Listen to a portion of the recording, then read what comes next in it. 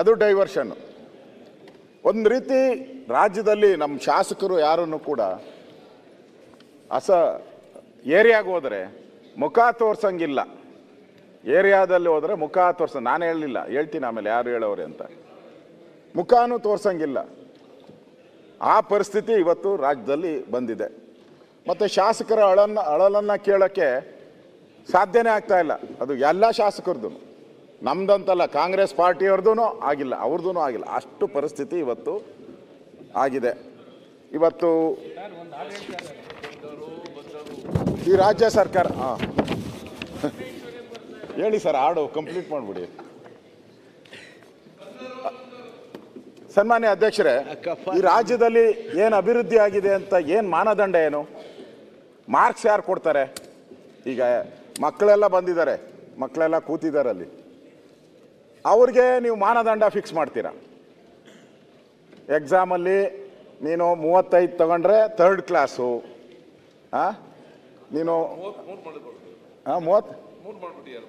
33. ಓಹೋ, ಅದೊಂದು ಸ್ಪೆಷಾಲಿಟಿ ಸರ್ಕಾರ ಇದ್ದಂಗೆ ಅದನ್ನು. ಅದು ಅಂದರೆ ಮಾಡಿದ್ದೀರಾ. 2nd ಕ್ಲಾಸ್ಗೆ 50 ಬರಬೇಕಾ? 2nd ಕ್ಲಾಸ್ಗೆ 50 ಮೇಲೆ ಬರು. 1st ಕ್ಲಾಸ್ಗೆ 60 ಮೇಲೆ ಹೋಗ್ಬೇಕು. ಡಿಸ್ಟಿಂಕ್ಷನ್ಗೆ 75 80 ಮಾಡಿದ್ದಾರೆ, 75 ಮಾಡಿದ್ದಾರೆ. ಈ ಸರ್ಕಾರ ಈ ಪಟ್ಟಿಯಲ್ಲಿ ಎಲ್ಲಿದೆ ಅಂತಾನೆ ನಾನೇ ಹುಡುಕಾಡ್ತಾ ಇದ್ದೀನಿ. ಈ ಸರ್ಕಾರದಲ್ಲಿ ಈಗ ಫೇಲ್ ಆಗೋಟಿದೆ ಈ ಸರ್ಕಾರ. ಕೆಲವರಿಗೆ ಉತ್ತಮವಾದ ಮಕ್ಕಳಿಗೆ ಗ್ರೇಸ್ ಮಾರ್ಕ್ಸ್ ಇದೆ. ಗ್ರೇಸ್ ಮಾರ್ಕ್ಸ್, ಬ್ರೈಟ್ ಸ್ಟೂಡೆಂಟ್ಸ್ಗೆ ಗ್ರೇಸ್ ಮಾರ್ಕ್ಸ್ ಇರ್ತದೆ ಕೆಲವೊಮ್ಮೆ. ಪರಮೇಶ್ವರ್ ನೋಡಿ, ಸುರೇಶ್ ಕುಮಾರ್ ಅವರೇ, ಅವ್ರೇನು ಹೇಳ್ತಾ ಇದ್ದಾರೆ, ಗ್ರೇಸ್ ಮಾರ್ಕ್ಸ್ ಒಂದಿದೆ ನೀವು ಹೇಳಲಿಲ್ಲ ಅಂತ, ಅದು ಪರಮೇಶ್ವರ್ ಕೊಡ್ತೀರಾ ಅಂತಂದೆ. ಕೃಪಾಂಕ,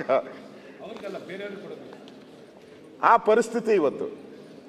ನಾವು ಪತ್ರಿಕೆಯವರೆಲ್ಲ ಕೇಳ್ತಾರೆ, ಎಷ್ಟು ಮಾರ್ಕ್ಸ್ ಕೊಡ್ತೀರಾ, ಎಷ್ಟು ಮಾರ್ಕ್ಸ್ ಕೊಡ್ತೀರಾ? ನಾವು ಹೇಗೆ ಹೇಗೆ ಅಂದ್ರೆ, ಒಬ್ಬ ಎಲ್ಲೂ ಕೂಡ ಕೆಲಸ ಸಿಕ್ಕಿರಲಿಲ್ಲ, ಅಪ್ಲೈ ನೋ ರಿಪ್ಲೈ. ಕೊನೆಗೆ ಅವನೊಂದು ಇಂಟರ್ವ್ಯೂ ಆರ್ಡರ್ ಬಂತು. ಇವತ್ತು ಕೆಲಸ ಸಿಗಲೇಬೇಕು ಅಂತ ಮನೆ ದೇವರು, ಊರ್ ದೇವರು ಎಲ್ಲರಿಗೂ ಕೂಡ ಪ್ರಾರ್ಥನೆ ಮಾಡಿ ಹೋದ ಇಂಟರ್ವ್ಯೂಗೆ. ಅವನ ಗ್ರಾಚಾರಕ್ಕೆ ಅವ್ನ ಮುಂಚೆ 130 ಜನ ನಿಂತ್ಬಿಟ್ಟಿದ್ರು. ಇದು ಕೆಲಸ ಸಿಗೋದು ಡೌಟ್ ಆಯ್ತು, ಆದ್ರೂ ಬಂದ್ಬಿಟ್ಟಿದ್ದೀವಿ, ಒಂದು ಅಟೆಂಡ್ ಮಾಡೋಣ ಅಂತ ಕೂತ್ಕೊಂಡ. ಓದಿರೋದು ಬಿ. 3 ಗಂಟೆ ಒಂದು ಬಂತು ಸರ್ದಿ. ಅವ್ರಿಗೂ ಕೇಳಿ ಬೇಜಾರಾಗಿತ್ತು ಅಂತ ಕಾಣುತ್ತೆ. 7-4 ಎಷ್ಟು ಅಂತ ಕೇಳಿದ್ರು. 7-4 ಎಷ್ಟು ಅಂತ. ಇವಂಗೋ ಕ್ಯಾಲ್ಕುಲೇಟರ್ ಬಿಟ್ರೆ ಗೊತ್ತಿಲ್ಲ. ಮತ್ತೆ ದೇವ್ರ ಮೇಲೆಲ್ಲ ಭಾರ ಹಾಕಿ 7-4 56 ಅಂದ. ನೀವೇಂಗ್ ನಕ್ಕಿದ್ರಿ, ಹಂಗೆ ಅವರು ನಕ್ಕಿದ್ರು. ಓದ ಮನೆಗೆ ಹೋದ ತಕ್ಷಣ ಫಸ್ಟ್ ಕ್ಯಾಲ್ಕುಲೇಟರ್ ಓದ್ದ. 7-4 28. ಕೆಲಸ ಹೋಯ್ತು ಅಂದ್ಕೊಂಡ. ಒಂದು ವಾರ ಆದ್ಮೇಲೆ ಅವ್ನಿಗೆ ಆರ್ಡರ್ ಬಂದ್ಬಿಡ್ತು. ಯಾರಿಗೂ ಹೇಳಿಲ್ಲ, ಹೋಗಿ ಕೆಲಸಕ್ಕೆ ಸೇರ್ಕೊಂಡ್ಬಿಟ್ಟ. ಆ 6 ತಿಂಗಳು ಪ್ರೊಬೇಷನ್ ಏನೋ ಇರುತ್ತಲ್ಲ, ಪ್ರೊಬೇಷನ್ ಮುಗಿದ್ಮೇಲೆ ಪರ್ಮನೆಂಟ್ ಆದ್ಮೇಲೆ ಆ ಬಾಸ್ ಹತ್ರ ಹೋದ, ಹೆಂಗ್ ಸರ್ ಕೆಲಸ ಕೊಟ್ರಿ ಅಂತ. ಯಾಕಪ್ಪ ಅಂದ್ರು. ನಾವು ಕೇಳಿದ್ರಿ, ಏನು ಕೇಳಿದ್ವು? 7-4 ನೀನೆಷ್ಟು ಹೇಳಿದೆ? 50. ಪುಣ್ಯನೇ, ಬೇರೆಯವರೆಲ್ಲ 90 100 120 ಹೇಳಿದ್ರು. ನೀನು ಹತ್ರ ಹೇಳಿದ್ದು ಕೊಡಿಸ ಕೆಲಸ ಕೊಡಿಸುವ. ಅದೇ ರೀತಿ ಇದು. ಆ ಪರಿಸ್ಥಿತಿ ಎಲ್ಲ ಕಾಂಗ್ರೆಸ್ ಅವ್ರದ್ದು ಅದೇ ಪರಿಸ್ಥಿತಿ, ಶಾಸಕರದು. ನಾವು ಪತ್ರಿಕೆಯಲ್ಲಿ ಓದ್ತೀರಿ, ಶಾಸಕಾಂಗದ ಸಭೆ ಆದಮೇಲೆ ಎಲ್ಲ ಪತ್ರಿಕೆಯಲ್ಲಿ ಓದಿ ಏನೇನು ಬಂದಿದೆ ಅಂತ ಎಲ್ಲ ಓದ್ತೀರಿ. ಮತ್ತು ನಮ್ಗೆ ಸ್ನೇಹಿತರು ಇದ್ದಾರಲ್ಲ, ಅವರೆಲ್ಲ ಹೇಳ್ತಾರೆ. ಅವರೆಲ್ಲ ಹೇಳಿದ್ರು, ನಿಮ್ಮ ಸರ್ಕಾರನೇ ಬೆಸ್ಟ್ ಅಣ್ಣ, ಈಗ ಬಂದು ನಮ್ದು ಖಾತೆ ಒಂಥರ ಬೆಂಕಿ ಮೇಲೆ ಬಿದ್ದ ಸ್ಥಿತಿ. ಹಂಗಾದ್ರೆ ಸುರೇಶ್ ಹೇಳ್ದಂಗೆ ನಿಮ್ದು 50 ಸುಳ್ಳು ಆಯ್ತು. ಇದೆಲ್ಲ ಸುಳ್ಳು ಸ್ವಾಮಿ. ಮಾತಾಡಿ. ಈಗ ಬೇರೆಯವರೆಲ್ಲ ನಮ್ಮವರೆಲ್ಲ 80 90 ಅಂತ ಎಲ್ಲ ಹೇಳ್ಬಿಟ್ಟಿದ್ರು ಅಂತ, ನಿಮ್ದು 56ಕ್ಕೆ ಬೆಸ್ಟ್ ಆಯ್ತಲ್ಲ. ಅಲ್ಲ, ಒಪ್ಕೊಂಡ್ರಲ್ಲ 80 ಅಂತ ದೂರ. ಓಕೆ, ಪರಮೇಶ್ವರ್ ಒಪ್ಕೊಂಡ್ಮೇಲೆ ಏನು ಮಾಡೋಕ್ಕಾಗಲ್ಲ. ಒಪ್ಕೊಂಡಿದ್ದೀರಲ್ಲ, ಯಾವ ಸ್ಥಿತಿ, ಅವ್ರು ಯಾವ ಸ್ಥಿತಿ ಅನ್ನೋದು 80ಕ್ಕೆ ಒಪ್ಕೊಂಡಿದ್ದಾರೆ. ಅಧ್ಯಕ್ಷರೇ, ಏನಾದ್ರೂ ಒಂದು ಲ್ಯಾಂಡ್ ಮಾರ್ಕ್. ಈಗ ತಾವು ಮತ್ತು ಶಾಸಕರು ಚರ್ಚೆ ಮಾಡ್ತೀರಿ, ಚರ್ಚೆ ಮಾಡೋ ಟೀಕೆ ಟಿಪ್ಪಣಿ ಇರಬಹುದಲ್ಲ, ಸ್ವಾಭಾವಿಕ. ನಾನು ಯಾವುದೇ ಸಕಾರಾತ್ಮಕವಾಗಿ ನಿಮ್ಮ ಟೀಕೆಯನ್ನು ಭಾಳ ಇಂಪಾಗಿ ಕೇಳುವಂತಹ ಒಂದು ಟೀಕೆ ಆಗಿರಲಿ ಅಂತ ಹೇಳಲಿಕ್ಕೆ ಬಯಸ್ತೇನೆ.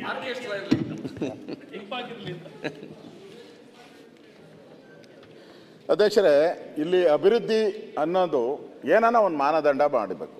ಈ ಸರ್ಕಾರ ಬಂದ ಮೇಲೆ ಇಷ್ಟು ನೀರಾವರಿ ಯೋಜನೆಗಳು ಆಯಿತು, ಯಾವುದೋ ಒಂದು ಡ್ಯಾಮ್ ಕಟ್ಟಿದ್ರು ಅಂತ ಹೇಳಬೇಕು. ಆ ಡ್ಯಾಮ್ ಕಟ್ಟಿರೋದನ್ನೂ ನಮ್ಮ ಮಾದೇವಪ್ಪನವರು ಸರ್ಟಿಫಿಕೇಟ್ ಕೊಟ್ಬಿಟ್ರು. ಯಾರೋ ಕಟ್ಟಿದ್ದು, ಟಿಪ್ಪು ಕಟ್ಟಿದ್ದು ಅಂತ. ಕಟ್ಟಿದವ್ರು ಯಾರೋ? Foundation stone. ಮುಂದಕ್ಕೆ ಹೋಗ್ಲಿ. Foundation stone 1799. ನಾನು ಅದನ್ನೇ ಕೇಳಿದೆ, 1799 ಯಾವ ಮ್ಯೂಸಿಯಮಲ್ಲಿ ಇಟ್ಟಿದ್ರಿ ಈ ಕಲ್ಲನ್ನ ಅಂತ. ಅದನ್ನು ನಾನು ಚೆಕ್ ಮಾಡಿದೆ, ಅದು ಹಳೆಗನ್ನಡನೇ ಅಲ್ಲ. ಅಲ್ಲ, ಹಳೆಗನ್ನಡ ಅಲ್ಲ, ಆರಾಮನೆ ಮಾಮೂಲಿ ಕನ್ನಡದಲ್ಲಿ ಬರ್ದವ್ರೆ. 1799 ಇಸ್ವಿಯಲ್ಲಿ ಏನಿರ್ಬೇಕಾಯ್ತು? ಯಾವ ಕನ್ನಡ ನಮ್ಮ ಕೈಲೇ ಓದೋಕ್ಕಾಗಲ್ಲ ಆ ಕನ್ನಡನ. ಇದು ಆರಾಮಾಗಿ ಬರ್ದಿದೆ ಕನ್ನಡ, ಬಿಡಿ. ಹಂಗೇನಾದರೂ ಮಾಡಿದ್ದೀರಾ ಡೆವಲಪ್ಮೆಂಟು?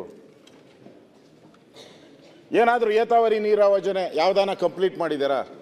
ಏನೋ 6 ತಿಂಗಳಾಗಿದ್ದರೆ ನಿಮ್ಮನ್ನು ಇದನ್ನು ಕೇಳ್ತಾ ಇರಲ್ಲ. ಎಲ್ಲಿ ಕಂಪ್ಲೀಟ್ ಮಾಡಿದ್ದೀರಾ? ಯಾವುದಾದ್ರೂ ಹೊಸ ಕಾಲೇಜುಗಳ ನಿರ್ಮಾಣ ಮಾಡಿ ಕಂಪ್ಲೀಟ್ ಮಾಡಿ ಉದ್ಘಾಟನೆ ಮಾಡಿದ್ದೀರಾ? ಯಾವುದೂ ಮಾಡಿಲ್ಲ. ಯಾವುದು ಈ ಥರ ಯಾವುದೇ ರೀತಿಯಾದಂಥ ಅಭಿವೃದ್ಧಿಯನ್ನು ಮಾಡದೆ ಬರೀ ಖಾಲಿ ಡಬ್ಬದ ಥರ ಡಬ ಡಬ ಡಬ ಡಬ ಅಂತ ಹೇಳ್ತಾರೆ. ಸೌಂಡು ಜಾಸ್ತಿ ಸೌಂಡ್ ಬರೋದು ಅದೇ. ಹೇಳ್ಕೊಂಡು ಅದು ಮಾಡಿದ್ದೀನಿ ಇದು ಮಾಡಿದ್ದೀನಿ ಅಂತ ಹೇಳ್ತಾ ಇದ್ದಾರೆ ಹೊರತು ಯಾವುದನ್ನೋ ಕಣ್ಣಿಗೆ ಕಾಣೋ ರೀತಿ ರಾಜ್ಯದಲ್ಲಿ ಒಂದು ಅಭಿವೃದ್ಧಿ ಕಾರ್ಯಗಳನ್ನು ನಾವು ಇವತ್ತವರೆಗೂ ನೋಡ್ತಾ ಇಲ್ಲ. ನನಗನ್ಸುತ್ತೆ ಎಲ್ಲೋ ಈ ಸರ್ಕಾರ ಪ್ರಾರಂಭದಿಂದನೂ ಕೂಡ ಎಲ್ಲೋ ಎಡುಬುದಂಗೆ ಕಾಡ್ತಾ ಇತ್ತು. ಪ್ರಾರಂಭದಲ್ಲಿ ಈ ಸರ್ಕಾರ ಬಂದಾಗ BJP ಸರ್ಕಾರ ಸರಿ ಇಲ್ಲ, ನಾವು ಬಂದರೆ ನಿಮಗೆ ಕೃಷ್ಣದೇವರಾಯರ ಕಾಲದ ವಿಜಯನಗರವನ್ನು ತೋರಿಸ್ತೀರಿ, ಮುತ್ತು ರತ್ನಗಳನ್ನು ಅಳೆದು ಮಾರ್ತೀರಿ ಅಂತ ಹೇಳಿದರು ರಸ್ತೆನಲ್ಲಿ. ಈಗ ನಾವು ನೋಡ್ತಾ ಇದ್ದೀರಿ ಬೆಂಗಳೂರಲ್ಲಿ ಬಂದಿದೆ ಮುತ್ತು, ಅದೇ ಜಲ್ಲಿಕಲ್ಲುಗಳೆಲ್ಲ ಕಿತ್ಕೊಂಡು ಬಂದು ರಸ್ತೆಯಲ್ಲೂ ರಾಶಿ ರಾಶಿ ಬಿದ್ದಿದೆ. ಅಷ್ಟು ಬಿಟ್ಟರೆ ಇನ್ನೇನು ಇಡೀ ರಾಜ್ಯದ್ದೇ ನಾನು ಹೇಳ್ತಾ ಇರೋವಂಥದ್ದು. ಈ ರೀತಿ ಭಾಳ ಅಲ್ಲ ಅಣ್ಣ, ಮುಗಿಸ್ಬಿಡ್ತೀನಿ ನಾನು. ಹೇಳಿ ಸರ್, ನಾವು ಮಾತಾಡೋ ಬೇಡ ಅಂತೇಳಿ. 15 ದಿವಸ ಆದಲ್ಲಿ ಓಪನ್ ಮಾಡಿದ್ವಿ, ಮಾತಾಡೋವಾಗ ಹೇಳಿ, ಆಮೇಲೆ ನೀವು ಒಂದು ಕಟ್ಟಿಲ್ಲ ಅಂದ್ರೆ ಅದು ಅರಸಿಕೆರೆ ಅಂತ ತಿಳ್ಕೋಬೇಕು. ನೀವು ಮತ್ತೆ ಮಾತಾಡಿ ಶಿವಲಿಂಗ ಅವ್ರೆ. ಯಾರು ಕೊಟ್ಟಿದ್ದು? ಕಾಲೇಜ್ ನೀವು ಕೊಟ್ಟು ಹೋದ್ರಿ, ನನಗೆ ಕೊಟ್ಟೋದ್ರಿ, ಸ್ಯಾಂಕ್ಷನ್ ದುಡ್ಡು ಮಾಡಿ ಕೊಟ್ಟು ಇವರಿಗೆ. ಇವರು ಅವ್ರ ಸರ್ಕಾರದಲ್ಲಿ ಇದ್ದಾಗ ಕೊಟ್ಟಿರ್ಲಿಲ್ಲ, JDS ಕೊಟ್ಟಿದ್ದೀವಿ. ಕೊಟ್ಟಿರೋರು ಯಾರು ಅಂತ ಹೇಳಕ್ ಇವ್ರಿಗೆ ಅಂದ್ರೆ ಇವ್ರು ಯಾವ ರೀತಿ ವ್ಯಕ್ತಿ ಅಂತ ಹೇಳ್ಬೇಕು ನಾನು? ಅರೇ ನಿಮ್ಗೆ ಅಷ್ಟು ನಿಷ್ಠೆ ಇಲ್ಲ, ಬರ್ರಿ. ಅಯ್ಯೋ, ಅದನ್ನು ಬೆಂತಡ್ಕೋತೀಯ ಬನ್ನಿ. ಈಗ ಚರ್ಚ್ ಕಡೆ ಹೇಳ್ಬೇಕು ಗಟ್ಟಿಯಾಗಿ. ಯಾರ ಕಾಲದಲ್ಲಿ ಯಾರು ಯಾವ ಕೊಟ್ಟಿಲ್ಲದ ಕಾಲದಲ್ಲಿ ನಾವು ಬಂದಾಗ ನೀವು ಕೇಳಿದ್ರಿ, ನಿಮಗೆ ನಿಮ್ಮ ಕ್ಷೇತ್ರ ಬಂದಾಗ ನೀವು ಮಾತಾಡಿ. ಅಶ್ವಥ್ ನಾರಾಯಣಪ್ಪ ನಿನ್ನ ಹತ್ರ ಬಂದಿದ್ದೆ, ಕೊಟ್ಟೆ ಅಂತ ಥ್ಯಾಂಕ್ಸ್ ಹೇಳಿ ನೀನು ಕಂಪ್ಲೀಟ್ ಮಾಡಿದೆ ಅಂತ ಹೇಳಿ. ಅದು ನಂದು ಈ ಸರ್ಕಾರದ ಅದನ್ನ ಯಾಕೆ ಮುಚ್ಚಿಟ್ಟು ಇದನ್ನ ಹೇಳಕ್ ಹೋಗ್ತೀರ? ಅದನ್ನ ಅಧ್ಯಕ್ಷ ಕೂತಿಸಿ ಅವರು ಅಟ್ಲೀಸ್ಟ್ ಮಾತಾಡೋರ್ಗು ಕಂಪ್ಲೀಟ್ ಮಾಡೋರ್ಗು ಒಂದು ಅರ್ಧ ಗಂಟೆ. ಶಿವಲಿಂಗ ಅವರು ಮಾತಾಡ್ಲಿ. ಅವ್ರು ನೋಡಿ, ಆಡಳಿತ ಪಕ್ಷ ಸದಸ್ಯರಿಗೆ, ಸಭಾಧ್ಯಕ್ಷರೇ ನೋಡಿ, ಇರದೇ 3 ದಿನ ಸದನ, ದಯವಿಟ್ಟು ಅನೇಕ ವಿಷಯಗಳು ಚರ್ಚೆ ಆಗಬೇಕು. ಅವರು ನೋಡಿ, ಅವರ ವಿಚಾರನ ಹೇಳ್ತಾರೆ, ನೀವು ನಿಮ್ಮ ವಿಚಾರ ಹೇಳ್ತೀರಿ. ನೀವು ಆಡಳಿತ ಪಕ್ಷದಲ್ಲಿದ್ದೀರಿ, ನಿಮ್ಮೆಲ್ಲ ಕೆಲಸ ಆಗಿರ್ಬಹುದು, ಅವ್ರದ್ದು ಆಗದಿರ್ಬಹುದು. ಅವರ ವಿಚಾರ ಹೇಳ್ತಾರೆ, ನೀವು ಮಾತಾಡೋದು ನೀವು ಮಾತಾಡಿ. ಕೂಡ್ರಿ ಶಿವಲಿಂಗೇಗೌಡರು ಒಂದು ಅರ್ಧ ತಾಸು ಕೊಡ್ತಾರೆ. ಅವ್ರೀಗ ಪ್ರತಿಪಕ್ಷ ನಿಂತುಕೊಂಡು ಅವರ ವಿಚಾರ ಅವ್ರು ಹೇಳ್ತಾರೆ. ನಿಮ್ಗೆ ಬೇಕಾಗಿ ಅವ್ರು ಹೇಳ್ತಾರ, ನಿಮ್ಗೆ ಬೇಕಾದಾಗೆ ನಿಮ್ಮಲ್ಲಿ ಏನು ಅಭಿವೃದ್ಧಿ ಆಗಿದೆ, ಏನೆಲ್ಲ ಡೆವಲಪ್ಮೆಂಟ್ ಆಗಿದೆ ಅದನ್ನ ಯಾವಾಗ ಕೊಡ್ಲಿ ಮಾತಾಡ್ಲಿಕ್ಕೆ ನಿಮ್ಗೆ ಮಾತಾಡಿ ಮತ್ತೆ ಬೇಕಾದ್ರೆ ಯಾವಾಗ ಒಮ್ಮೆ ಬರುದು, ಮಾತಾಡಿ ಹೋಗುದು, ಮತ್ತೆ ಮನಸ್ಸು ಬಂದಾಗ ಬರುದು, ಇಲ್ಲಿ ಕೂತ್ಕೊಂಡು ಬೇರೆಯವ್ರಿಗೆ ಬುದ್ಧಿ ಹೇಳುದು. ಅಧ್ಯಕ್ಷರೇ, ಅವ್ರು ಮೂಗುಬಟ್ಟು ಮಾಡಿದವ್ರು ನೀವು ಕೂತ್ಕೊಳ್ಳಿ. ಮೂಗು ಯಾರು ಮಾಡಿರೋದು ಆಯ್ತು.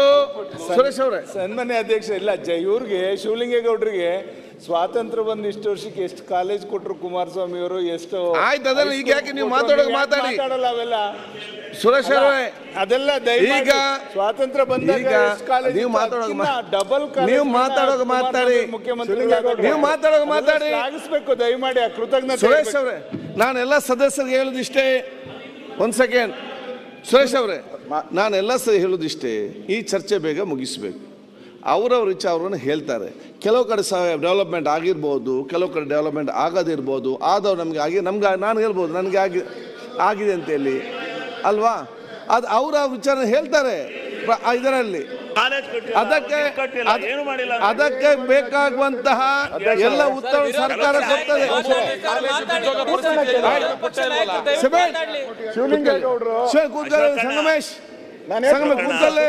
ಒಂದೇ ನಿಮಿಷ ಈಗ ಮಾಡಬೇಡ ಸ್ವಲ್ಪ ಶಿವಲಿಂಗೇಗೌಡ್ರೆ ಆಯ್ತು. ಈ ಶಿವಲಿಂಗೇಗೌಡರು ನೋಡಿ ಅವ್ರಿಗೇನೇನು ಅನ್ಸಿದ್ಯೋ, ಅಧಿಕಾರದಲ್ಲಿ ಇರುವವರು ಪ್ರತಿಪಕ್ಷ ಟೀಕೆಗಳನ್ನು ಕೇಳಿಸುವಂತಹ ಶಕ್ತಿ ಮತ್ತು ವ್ಯಕ್ತಿತ್ವ ಬೇಕು, ತಾಳ್ಮೆ ಬೇಕು. ಆಯ್ತಾ ಕೇಳಿ ನೀವೆಲ್ಲವೂ ಕೂಡ ಅದಕ್ಕೆ ಉತ್ತರ ಕೊಡುವಾಗ ಸರ್ಕಾರ ಕೊಡ್ತದೆ. ನಿಮಗೆ ಬೇಕಾದಾಗೆ ಮಾತಾಡಬೇಕಂತ ಹೇಳಿದ್ರೆ ಆಗುದಿಲ್ಲ. ಸರ್ಕಾರ ಅದಕ್ಕೆ ಉತ್ತರ ಕೊಡ್ತದೆ. ನಿಮಗೆ ಅವ್ರು ಕೂತ್ಕೊಂಡ ನಂತರ ನಿಮಗೆ ಮಾತಾಡುವಾಗ ನೀವೆದ್ದು ನಿಂತು ಎಷ್ಟು ಬೇಕಾದರೂ ಯಾವ ವಿಚಾರ ಬೇಕಾದರೂ ಸೀಮಿತವಾಗಿ ಮಾತಾಡಿ. ಸನ್ಮಾನ್ಯ ಅಧ್ಯಕ್ಷರೇ, ನೋಡಿ ಈ ಪದೇ ಪದೇ ನೋಡಿ ನಾನು ಬೇಗ ಮುಗಿಸ್ಬೇಕು ಅಂತ ಇದ್ದೆ. ಪದೇ ಪದೇ ನಾನು ಶಿವಲಿಂಗೇಗೌಡರಿಗೂ ನಾನು ವಿನಂತಿ ಮಾಡ್ತೀನಿ. ಅವರು ಜ್ಞಾನಿಗಳಿದ್ದಾರೆ, ಅವ್ರಿಗೆ ಇಲ್ಲಿ ಸೀಟ್ ಸಿಗಬೇಕಾಯಿತು, ಬಸ್ ಮಿಸ್ ಆಯಿತು. ನಾನು ಹೇಳೋದು ಪರವಾಗಿಲ್ಲ, ಬಸ್ ಮಿಸ್ ಆದ ಪರವಾಗಿಲ್ಲ. ಇವಾಗ ಏನು ರೆಡಿ ಮಾಡ್ಕೊಂಡು ಅವರು ಮಂತ್ರಿ ಯಾರು ಉತ್ತರ ಕೊಡ್ತಾರೋ ಅವ್ರಿಗೆಲ್ಲ ಬರ್ಕೊಟ್ಬಿಡಿ. ಅವ್ರು ಏನೇನು ಬೇಕೋ ಎಲ್ಲ ಓದಲಿ. ಯಾಕಂದರೆ ಮಂತ್ರಿಗಳಿಗೆ ಸ್ವಲ್ಪ ಜ್ಞಾನ ಕಡಿಮೆ ಇರ್ತದೆ. ಅದಕ್ಕೋಸ್ಕರ ಕೊಟ್ಟರೆ ಅವ್ರು ಹೇಳಲಿ. ಸುಮ್ಮನೆ ಮಧ್ಯೆ ತೊಂದರೆ ಮಾಡೋದ್ರಿಂದ ನಮ್ಮ ಭಾಳಷ್ಟು ಸದಸ್ಯರು ಮಾತಾಡಬೇಕಾಗಿದೆ. ಅದಕ್ಕೋಸ್ಕರ ದಯವಿಟ್ಟು ನಾನು ಪ್ರಮುಖವಾಗಿ ಈ ಸರ್ಕಾರ ಮುಖ್ಯಮಂತ್ರಿಗಳು ಹೊಸದಾಗಿ ಬಂದಾಗ ಅವರು ಭಾಳ ಘೋಷಣೆಗಳನ್ನು ಮಾಡ್ತಾಯಿದ್ರು.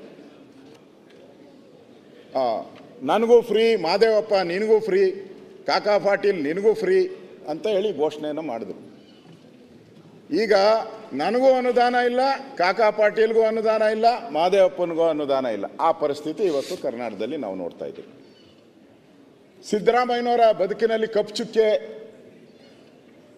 ಇದೆಯೋ ಇಲ್ವೋ ಗೊತ್ತಿಲ್ಲ, ಆದರೆ ಅನುದಾನ ಕೊರತೆಯಲ್ಲಿ ಕಪ್ಪು ಚುಕ್ಕೆ ಅಂತೂ ಇಟ್ಬಿಟ್ಟು ಹೋಗಿದ್ದಾರೆ ಸಿದ್ದರಾಮಯ್ಯನವರು. ಇವತ್ತು ನಾವೇನು ಗ್ಯಾರಂಟಿ ಕೊಡಬೇಡ್ರಿ ಅಂತ ಹೇಳಿಲ್ಲ. 5 ಇದ್ದೀರಾ, ಇನ್ನೊಂದು 50 ಸೇರಿಸ್ಕೊಳ್ಳಿ, ನಮಗೇನು ಬೇಜಾರಿಲ್ಲ, ಮಾಡಿ. ಆದರೆ ನೀವು ಗ್ಯಾರಂಟಿ ನೀವು ಮಾಡಿದಂಥ ಸ್ಕೀಮ್ನೇ ಇವತ್ತು ನಿಮ್ಮ ಸದಸ್ಯರೇ ಟೀಕೆ ಮಾಡುವಂಥ ಪರಿಸ್ಥಿತಿಗೆ ತಂದಿದ್ದೀರ. ನಾನಲ್ಲ ನಿಮ್ಮ ಸದಸ್ಯರೇ ಒಬ್ರು ಹೇಳಿದ್ದಾರೆ, ಗ್ಯಾರಂಟಿ ಕೊಟ್ಟರೆ ಎಲ್ಲ ದಿವಾಳಿ ಎದ್ದೋಗುತ್ತೆ, ಸಡಕ್ ಮೇಲೆ ಒಂದು ಬುಟ್ಟಿ ಮಣ್ಣು ಹಾಕೋಕ್ಕೂ ಇಲ್ಲ ಅಂತ ಹೇಳಿದ್ರು ಕಾಂಗ್ರೆಸ್ ಅವರು. ರಾಯರೆಡ್ಡಿ ಹೇಳ್ತಾರೆ, ನಾನು ಗ್ಯಾರಂಟಿ ಯೋಜನೆಗಳು ರಾಜ್ಯದ ಬೆಳವಣಿಗೆ ಮೇಲೆ ಪರಿಣಾಮ ಬೀರಿದೆ. ಹಣಕಾಸಿನ ಕೊರತೆಯಿಂದ ರಾಜ್ಯದ ಯಾವುದೇ ಕ್ಷೇತ್ರದಲ್ಲಿ ಅಭಿವೃದ್ಧಿ ಕಾರ್ಯ ನಡೀತಾ ಇಲ್ಲ. ನಾನು ಹೇಳಲ್ಲ, ರಾಯರೆಡ್ಡಿಗೆ ಬುದ್ಧಿ ಹೇಳ್ಬಿಡಿ ನೀವೇ. ನಾನು ಕೆರೆ ತುಂಬಿಸುವ ಯೋಜನೆ ಬರೋಬ್ಬರಿ 950 ಕೋಟಿ ಅನುದಾನ ಬಂದಿದೆ, ಆದರೆ ಕಾಮಗಾರಿ ಅಗತ್ಯ ಭೂಮಿ ನೀಡಲು ಯಾರು ಮುಂದೆ ಬರುತ್ತಿಲ್ಲ. ರಾಜ್ಯದ ಯಾವುದೇ ವಿಧಾನಸಭಾ ಕ್ಷೇತ್ರದಲ್ಲಿ ಅಭಿವೃದ್ಧಿ ಕಾರ್ಯ ನಡೆಯುತ್ತಿಲ್ಲ. ಯಾರು ಹೇಳ್ತಾ ಇರೋದು? ಮುಖ್ಯಮಂತ್ರಿಗಳ ಕಾರ್ಯದರ್ಶಿ. ದಾಖಲೆಗಳು ಕೇಳಿದ್ರೆ ದಾಖಲೆಗಳನ್ನು ಕಳಿಸ್ಕೊಡ್ತೀನಿ ನಿಮಗೆ. ಅದಕ್ಕೂ ಬೇಕಾದರೆ ವಿಡಿಯೋ ಮಾತಾಡಿರೋದು ವಿಡಿಯೋನೂ ಕೊಡ್ತೀನಿ ನಿಮಗೆ. ಅದೇ ಹಾಗೆ ನಾನು ಹೇಳ್ತಾ ಇರೋದು, ಆಡಳಿತ ಪಕ್ಷದ ಶಾಸಕರೇ ಅಭಿವೃದ್ಧಿ ಆಗಿಲ್ಲ ಅಂತ ಹೇಳ್ತಾ ಇದ್ದಾರೆ. ವಿರೋಧ ಪಕ್ಷ ಅಲ್ಲ ಟೀಕೆ ಮಾಡ್ತಾ ಇರೋದು. ಹೇಳಿದ್ರಲ್ಲ ಶಿವಲಿಂಗ ಅವರು, ಟೀಕೆ ಮಾಡ್ತೀರಾ, ಟೀಕೆ ಮಾಡಿ. ನಾವು ಬಂದಿರೋದೇ ಟೀಕೆ ಮಾಡೋಕ್ಕೆ, ನಮ್ಗೆ ಕಳಿಸಿರೋದೇ ಟೀಕೆ ಮಾಡೋಕ್ಕೆ. ಆಡಳಿತ ಪಕ್ಷದ ಶಾಸಕರ ಟೀಕೆ. ರಾಜು ಕಾಗೆ ಅವರು ಇನ್ನೂ ಒಂದು ಮುಂದೆ ಹೋಗ್ಬಿಟ್ಟಿದ್ದಾರೆ, ಹೆಜ್ಜೆ ಮುಂದೆ ಹೋಗಿ ಅವ್ರು ಹೇಳಿದ್ದಾರೆ, ಕಳೆದ ವರ್ಷದಿಂದ ನನ್ನ ಗೋಳು ಸರ್ಕಾರ ಆಲಿಸುತ್ತಿಲ್ಲ. ರಾಜು ಕಾಗೆ ಅವರು MLA, ಅವರು ಒಂದು 4 ಸರಿ MLA. ಹೀಗೆ ಪರಿಸ್ಥಿತಿ ಮುಂದುವರೆದರೆ ವಿಧಾನಸೌಧದಲ್ಲೇ ಆತ್ಮಹತ್ಯೆ ಮಾಡಿಕೊಳ್ಳುವುದಾಗಿ ಓರ್ವ ಮಂತ್ರಿಗೆ ಹೇಳಿದ್ದೇನೆ. ಯಾರು? ವಿರೋಧ ಪಕ್ಷದವ್ರು ಆತ್ಮಹತ್ಯೆ ಮಾಡ್ಕೋಬೇಕು, ರೂಲಿಂಗ್ ಪಾರ್ಟಿಯವರೇ ಆತ್ಮಹತ್ಯೆ ಮಾಡ್ಕೊಂತೀನಿ ಅಂತ ಹೇಳ್ತಾರೆ. ಇವತ್ತು ನಾನೇನು ವಿಧಾನಸೌಧಕ್ಕೆ ಹೋಗಿ ಖಾಲಿ ಕುಂತಿಲ್ಲ, ಮೋಜು ಮಸ್ತಿ ಮಾಡಲ್ಲ, ಬೇಕಾದರೆ ನಾಳೆನೇ ಹೋಗಿ ರಾಜೀನಾಮೆ ಬಿಸಾಕ್ ಬರ್ತೀನಿ ಇವ್ರ ಸರ್ಕಾರಕ್ಕೆ ಅಂತ ಹೇಳ್ತಾರೆ. ಇದೆಲ್ಲ ಆನ್ ರೆಕಾರ್ಡ್ ಹೇಳಿರೋದು, ಆನ್ ರೆಕಾರ್ಡು. ಪ್ರಿಂಟು ನಾನು ಹೇಳಿಲ್ಲ ಅಂತ ಪ್ರಿಂಟಲ್ಲಿ ಹೇಳ್ಬಿಡ್ಬೋದು. ಈಗ ಎಲೆಕ್ಟ್ರಾನಿಕ್ ಮೀಡಿಯಾ ಬಂದಿರೋದ್ರಿಂದ ಹೇಳೋಕ್ಕೆ ಆಗಲ್ಲ. ಈ ಪರಿಸ್ಥಿತಿ ಇವತ್ತು ನಾವು ನೋಡ್ತಾ ಇದ್ದೀವಿ. ಇವತ್ತು ಅದರ ಇದನ್ನು ಕೊಟ್ಟಿದ್ದೀನಿ ನೋಡಿ, ಗ್ಯಾರಂಟಿ ಸ್ಕೀಮ್ಗಳಿಗೆ ಕ್ಷೇತ್ರದಲ್ಲಿ ಅನುದಾನ ಇಲ್ಲ. BR ಪಾಟೀಲ್ ಸ್ಟೇಟ್ಮೆಂಟು ಅದು ಪತ್ರಿಕೆಯಲ್ಲೂ ಬಂದಿದೆ, ದೊಡ್ಡದಾಗೆ ಬಂದಿದೆ. ಅವ್ರು ಹೇಳಿದ್ದಾರೆ, ಕಾಂಗ್ರೆಸ್ ಒಳಗೆ ಶಾಸಕರ ಕಲಹದ ಕಿಡಿ, ಮೌನಕ್ಕೆ ಶರಣಾದ ಹಿರಿಯ ಸಚಿವರು ಇವ್ರ ಗಲಾಟೆ ನೋಡಿ ಮೌನಕ್ಕೆ ಶರಣಾಗಿದ್ದಾರೆ ಅಂತ ಹೇಳಿದ್ದಾರೆ. ಮತ್ತು BR ಪಾಟೀಲ್ ಹೇಳಿದ್ದಾರೆ. ಅವ್ರೇನು ಹೇಳಿದ್ದಾರೆ ಅಂದರೆ, ನಾನು ಹೇಳಿರೋದು ಸತ್ಯ, ನಾನೇ ಮಾತಾಡಿರೋದು, ನಾನೇ ಹೇಳಿದ್ದೀನಿ, ಕಾಂಗ್ರೆಸ್ ಪಾರ್ಟಿಯಲ್ಲೂ ಇದನ್ನೇ ಹೇಳ್ತೀನಿ, ಮುಖ್ಯಮಂತ್ರಿ ಭೇಟಿ ಮಾಡಿದಾಗೂ ಹೇಳಿದ್ದೀನಿ. ಇದಕ್ಕಿಂತ ಇನ್ನು ದಾಖಲೆ ಯಾರು ಬೇಕು? ಇವರೆಲ್ಲ ಕಾಂಗ್ರೆಸ್ ಸ್ಪೋಕ್ಸ್ ಪರ್ಸನ್. ಹೇಗೆ ಶಿವಲಿಂಗೇಗೌಡರು ಕಾಂಗ್ರೆಸ್ಸಿನ ಸ್ಪೋಕ್ಸ್ ಪರ್ಸನ್ ಇದ್ದಾರೆ, ಅದೇ ರೀತಿಯೇ ಇವರು ಜನ ಆರಿಸಿ ಗಳಿಸಿದ್ದಾರೆ. ಇವರೇ ಹೇಳ್ತಾ ಇದ್ದಾರಲ್ಲ ಅಭಿವೃದ್ಧಿ ಆಗಿಲ್ಲ ಅಂತ, ಒಂದು ಸೆನ್ಕೆ ಮಣ್ಣು ಹಾಕಿಲ್ಲ 2 ಅಂತ ಹೇಳ್ತಾ ಇದ್ದಾರೆ. ಇನ್ನೊಬ್ಬ ಶಾಸಕ ಅವನು ಇನ್ನೂ ಮುಂದಕ್ಕೆ ಹೋಗಿದ್ದಾನೆ, ನಾನು ತೆಂಗಿನಕಾಯಿ ಹೊಡೆದಿಲ್ಲ ಅಂತಾರೆ. ನಿಮ್ಮ ದಾವಣಗೆರೆಯವರು ಚಂದ್ರಪ್ಪ, ದಾವಣಗೆರೆ ನಿಮ್ಮ ಪಕ್ಕದ ಜಿಲ್ಲೆ, ಹಾಂ, ತೆಂಗಿನಕಾಯಿ ಹೊಡೆದಿಲ್ಲ, ನಾನು 2 ವರ್ಷ ಆಯಿತು ತೆಂಗಿನಕಾಯಿನೇ ಹೊಡೆದಿಲ್ಲ ಅಂತಾರೆ. ಹಾಂ, ಅದು ಇವಾಗಿನ ಕತೆ ಬೇಡ, ಆಮೇಲೆ ಹೇಳು. ಅವ್ರು ಹೇಳಿದ್ದು ಅದನ್ನು ಹೇಳವ್ರೆ, ಹೇಳ. ಆಮೇಲೆ ನಮ್ಮ G. ಪರಮೇಶ್ವರ್ ಅವರು ಇವರೆಲ್ಲ ಹೇಳಿದ್ಮೇಲೆ ನಾವ್ಯಾಕೆ? ಅವ್ರು ಸತ್ಯ ನುಡಿಯೋರು. G. ಪರಮೇಶ್ವರನ್ ಥರ ಏನ ಚಂದ್ರಣ್ಣ, ಸತ್ಯನೇ ಹೇಳೋದವರು, ಸತ್ಯ ಅವರೊಂದು ಸತ್ಯ ಹೇಳೋದು.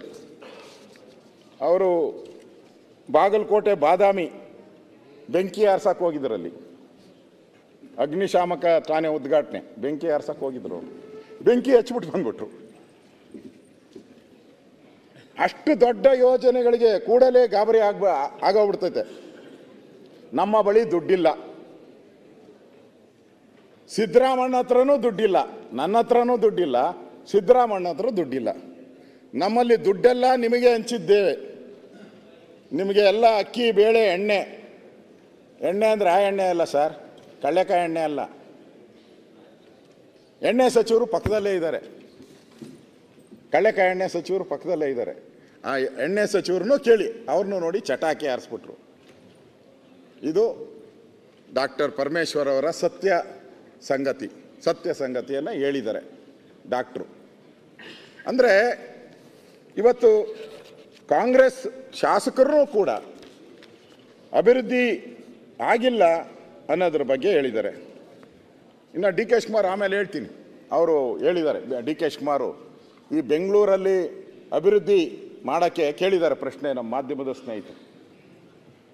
ಅದಕ್ಕೆ ಮಾಧ್ಯಮ ಸ್ನೇಹಿತರಿಗೆ ಅವರೇನು ಹೇಳಿದ್ದಾರೆ, ರೀ ಬೆಂಗಳೂರನ್ನು ನನ್ನ ಕೈಲಲ್ಲ, ನಾನು ಶಿವನ ಕುಮಾರ, ನಾನು ಆ ಪರಮೇಶ್ವರನೇ ಬಂದ್ರೂ ಬೆಂಗಳೂರನ್ನ ಉದ್ಧಾರ ಮಾಡೋಕ್ಕಾಗಲ್ಲ, ಹೋಗ್ರಿ ಅಂದ್ಬಿಟ್ಟು ಕಳಿಸ್ಬಿಟ್ಟವ್ರು ಪ್ರೆಸ್ ಅವ್ರಿಗೆಲ್ಲ, ಹೋಗ್ರಿ ಅಂತ ಕಳಿಸೋರು.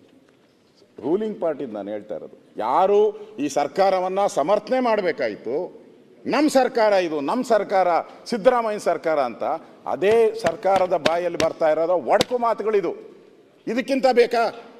ಮನೆ ಒಡೆದೋಗಿದೆ ಅನ್ನೋದಕ್ಕೆ ಇದಕ್ಕಿಂತ ಬೇಕಾ ಉದಾಹರಣೆಗಳನ್ನು?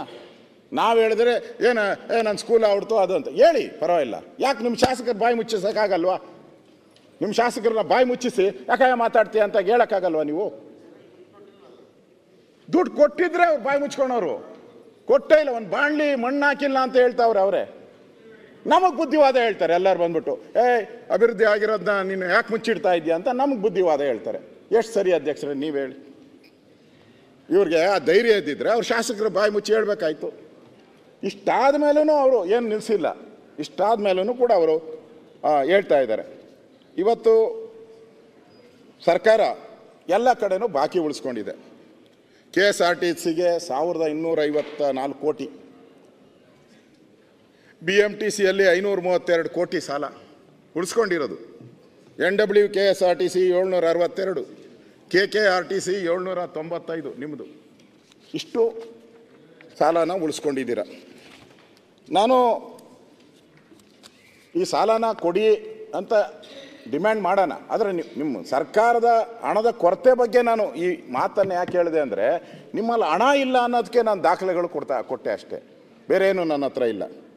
ಈಗಾಗಲೇ ಬೆಳಗ್ಗೆನೂ ನಮ್ಮ ಸಂವಿಧಾನದ ನಮಗೆ ಅಲ್ಲಿ ನಮ್ಗೆ ಅಂಬೇಡ್ಕರ್ ಇದ್ದರೆ, ಇಲ್ಲಿ ನಮಗೆ ಮಹದೇವಪ್ಪನವರೇ ನಮಗೆ ಅವರು ರಕ್ಷಕರವರು ಒಂದು ಹಣನೂ ನುಂಗಾಕ್ಬಿಟ್ರಿ. ನಾನು ಹೇಳ್ತಾ ಇದ್ದೇನೆ, ನಿಮ್ಮ ಸರ್ಕಾರದಲ್ಲಿ ಅಭಿವೃದ್ಧಿ ಮಾಡೋಕ್ಕೆ ಹಣ ಇದ್ದಿದ್ದರೆ ನಾವು SC/ST ಪರವಾಗಿದ್ದೀರಿ, ಸಂವಿಧಾನದ ಬುಕ್ಕನ್ನು ನಮ್ಮ ಜೋಬಲ್ಲೇ ಇಟ್ಕೊಂಡಿದ್ದೀರಿ ಸದಾ ಅಂತ ಹೇಳಿದಂಥವ್ರು, ಈ ಹಣ ನಾವು ಮುಟ್ಟತಾನೇ ಇರಲಿಲ್ಲ. ಇನ್ನೊಂದಷ್ಟು ಜನ ಸೇರಿಸ್ಬೇಕಾಯ್ತು. ನಾನು ಭಾಷಣ ಮಾಡಿದ್ದೀನಿ 1 ಗಂಟೆಗಳು, ಮಾದೇವಪ್ಪನವರೇ, ಈ SC/ST ಹಣದ ಬಗ್ಗೆ 1 ಗಂಟೆ ಭಾಷಣ ಮಾಡಿದ್ದೀನಿ ಆನ್ ರೆಕಾರ್ಡ್. ನಾನು ಹೇಳಿದ್ದೇನಲ್ಲ ಸಲಹೆ, ನೀವು ಅದನ್ನು ಪಾಲನೆ ಮಾಡ್ತೀನಿ ಅಂತ ಹೇಳಿದ್ರೆ ಸಪ್ರೇಟ್ ಬಡ್ಜೆಟ್ ಮಾಡಬೇಕು ಅಂತ 1 ಗಂಟೆ ಮಾತಾಡಿದ್ದೀನಿ ಇದ್ರ ಬಗ್ಗೆ. ನಿಮ್ಗೆ ಕರುಳು ಚುರುಕು ಅನಿಸ್ಲೇ ಇಲ್ಲ. ಹಣನೂ ತಗೊಂಡಿದ್ದೀರಾ ಸುಮಾರು 25,000 ಕೋಟಿಗೂ ಮೇಲೆ, 35,000 ಕೋಟಿ. ನಿಮ್ಮ ಹತ್ರ ಹಣ ಇದ್ದಿದ್ರೆ ಈ 35,000 ಕೋಟಿ ತಗೊಳ್ಳೋ ಪ್ರಶ್ನೆನೇ ಬರ್ತಾ ಇರಲ್ಲ. ನೀವೇ ಕಾನೂನು ಮಾಡಿದವರು SC/ST ಹಣ ಮುಟ್ಟಬಾರ್ದು ಅಂತೇಳಿ. ಈಗಾಗಲೇ ಅದ್ರ ಬಗ್ಗೆ ಬೆಳಗ್ಗೆ ಚರ್ಚೆ ಆಗಿರೋದ್ರಿಂದ ನಾನು ಅದನ್ನು ಬಿಟ್ಬಿಡ್ತೀನಿ ಅಲ್ಲಿಗೆ. ಅದನ್ನು ನಾನು ಹೋಗೋಕ್ಕಾಗಲ್ಲ. ಇದನ್ನು ನಾನು ಈ ಸರ್ಕಾರಕ್ಕೆ ನಾನು ಕೇಳೋ ಅಂಥದ್ದು, ನೀವು 24 ತಿಂಗಳಾಯಿತು, 24 + 3 27 ತಿಂಗಳಾಯಿತು. ಸರ್ಕಾರಕ್ಕೆ ಏನು ಹೇಳಿದ್ರಿ? ಬರಬೇಕಾದ್ರೆ ನಾವು ಯಾವುದೇ ತೆರಿಗೆ ಹಾಕಲ್ಲ. ಈ BJPಯವರು 40% ದುಡ್ಡು ಹೊಡಿತಾಯಿದ್ರು, ಪೋಸ್ಟು ಅಂಟಿಸಿದ್ರು, ಪೇ CM ಅಂತ ಎಲ್ಲ. ಆ 40% ಉಳ್ಕೊಂಬಿಟ್ರೆ ನಮಗೊಂದು 65,000 ಕೋಟಿ ಬಂದ್ಬಿಡ್ತತೆ. ಅದನ್ನು ನಾವು ಈ ಒಂದು ಸ್ಕೀಮ್ಗೆ 5 ಸ್ಕೀಮ್ಗೆ ಹಾಕ್ಕೊಂಬಿಡ್ತೀರಿ. ಪಂಚ ಗ್ಯಾರಂಟಿಗೆ ಹಾಕ್ತೀರಿ. ಉಳಿದಿದ್ದ ಅಭಿವೃದ್ಧಿ ಕಾರ್ಯ ಏನಿದೆ ಅದು ಸುಮಾರು 80,000-90,000 ಕೋಟಿ ಉಳಿಬೋದು. 80,000-90,000 ಕೋಟಿನ ನಾವು ಮಾಡ್ತೀನಿ ಅಂತ ಹೇಳಿದ್ರಿ. ಈಗ ಮಾಡಿದ್ರ 40% ಅಲ್ಲ, ಇವಾಗ ಕಾಂಟ್ರಾಕ್ಟರ್ಗಳೆಲ್ಲ ಹೇಳ್ತಾವ್ರೆ 60% ಆಗ್ಬಿಟ್ಟೈತೆ ಅಂತ. ಏನು ಬಿಲ್ಡಿಂಗ್ ಲೈಸೆನ್ಸ್ಗೂ ನಮ್ಮ ಅಶ್ವತ್ಥನಾರಾಯಣ್ ಹೇಳ್ತಾರೆ, ಬಿಲ್ಡಿಂಗ್ ಮೊದಲು OCಗಿತ್ತಲ್ಲ, ಕೊನೆಯಲ್ಲಿ OC ಕೊಡ್ತಾ ಇದ್ರಿ. ಕೊನೆಯಲ್ಲಿ OCನ ಏನಪ್ಪ ಅದು? OCಗೆ ಇತ್ತು. ಈಗ CCಗೆ ಕಿತ್ಕೊಂಡ್ಬಿಡ್ತಾರೆ. ಸ್ಟಾರ್ಟಿಂಗ್ ಏನೋ CC ಅಂದರೆ ಸ್ಟಾರ್ಟಿಂಗ್ ಕಮೆನ್ಸ್ಮೆಂಟ್ ಅರ್ಜಿ 70%. ಅದಕ್ಕೆ ಹೇಳ್ತಾ ಇದ್ದೀನಿ ಹೊಸ ಸೆಸ್ ಇದು 70%. ಈಗ ನಾನು ಹೇಳ್ತಾ ಇಲ್ಲ, ಜಗತ್ ಜಾಹೀರಾತ ಆಗ್ಬಿಟ್ಟೈತಿ ಇವತ್ತು. ತೆರಿಗೆಗಳ ಮೇಲೆ ತೆರಿಗೆ ಹಾಕಿದ್ರಿ, ಒಂದೇ ಒಂದು ತೆರಿಗೆ ಹಾಕಲ್ಲ ಅಂತ ಹೇಳಿದ್ರಿ. ಸುಮಾರು 27 ತಿಂಗಳಲ್ಲಿ 25 ತೆರಿಗೆ ಹಾಕಿದ್ದೀರ. ಯಾರ ಮನೆ ಹಾಳು ಮಾಡೋಕೆ ಹಾಕಿದ್ದೀರಾ? ಏನು ಬೇಕಾಗಿತ್ತು? ಈ 40% ಉಳಿದಿದ್ದಣ ಎಲ್ಲೋಯ್ತು ಹಂಗಾರೆ? ಈ 40% ಹಣ ನಿಮ್ಮ ಹತ್ರ ಸ್ಟೋರ್ ಆಗಬೇಕಾಯಿತು. ಇದೆಲ್ಲೋಯ್ತು? ನನ್ನ ಪ್ರಶ್ನೆ, ಎಲ್ಲೋಯ್ತು ಈ ದುಡ್ಡು? ಯಾರು ತಿಂದಾಕಿದ್ರು?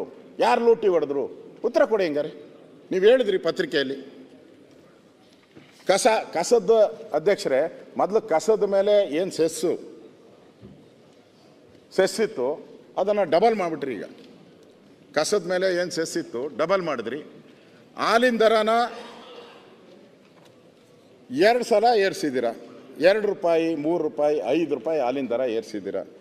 ಪೆಟ್ರೋಲ್ ದರ ಅದನ್ನು ಕೂಡ 2 ಸಲ ಏರಿಸಿದ್ದೀರ. 2 ರೂಪಾಯಿ, 2 ರೂಪಾಯಿ 8 ಪೈಸೆ. ಬಸ್ ಪ್ರಯಾಣ ದರ 15% ಏರಿಸಿದ್ದೀರ. ವಾಹನ ದರ ಅಂತೂ ಶೇಕಡ 9% ವಾಹನ ದರನ ಏರಿಸ್ಬಿಟ್ಟಿದ್ದೀರ. ಕಾವೇರಿ ನೀರಿನ ಶುಲ್ಕ ಅದನ್ನು ಕೂಡ 250ರಿಂದ 470 ರೂಪಾಯಿಗೆ ಏರಿಸಿದ್ದೀರ.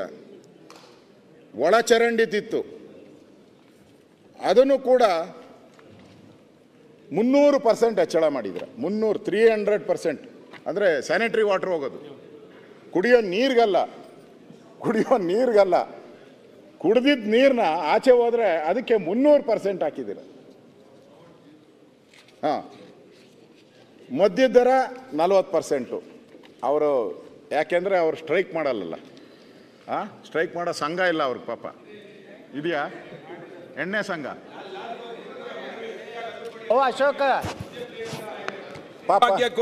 ಎಣ್ಣೆ ಬಾಟ್ಲು ಫ್ರೀ ಭಾಗ್ಯ ಕೊಡಿ ಅಂತ ಕ್ವಾರ್ಟರ್ ಮೇಲೇನು ಕೂಡ 50ರಿಂದ 60 ರೂಪಾಯಿ ಜಾಸ್ತಿ. ಅಶೋಕರೇ, ಬಡವರಿಗೆ ಹಿಂದೆ ಬಂಗಾರಪ್ಪ ಅವರೆಲ್ಲ ಇದ್ರು ಹಿಂದೆ.